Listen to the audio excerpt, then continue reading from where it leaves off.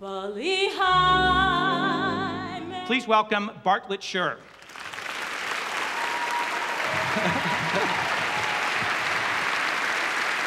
What is it about this production that you think has struck such a chord? Why did it have the impact, and does it continue to have the impact that it has? I think when we did it, you know, we were still, and this is not meant as a political statement, but we were still in the sort of the last third of the Bush administration. We were very embroiled in the war in Iraq.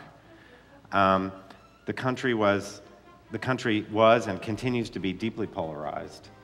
And I have found that it's a little bit like a Greek myth. The Greek myths were told in the theaters in order to remind the Greeks of their history and what held them together and what their values were.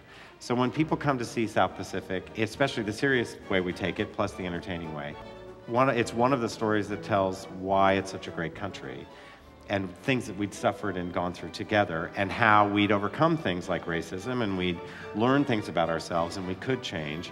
And coming at the time it comes in the current cultural and political climate, it seemed that this was the kind of story that would allow for us to celebrate who we are as Americans. So when Andre approached you about it, said, Yes. We want to do South Pacific, I want you to direct it, Yeah.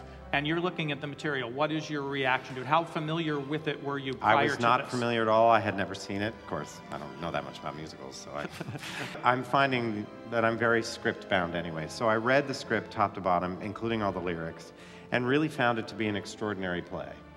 And it had won the Pulitzer Prize. And the play, without listening to the music, was compelling, and I found the scenes very powerful. So I thought there was an opportunity to make some sense of it based on the script, which I found really great. And it seemed to have developed a performance tradition from its original production to becoming this light musical about guys happy, you know, wanting girls in the South Pacific, maybe during a war.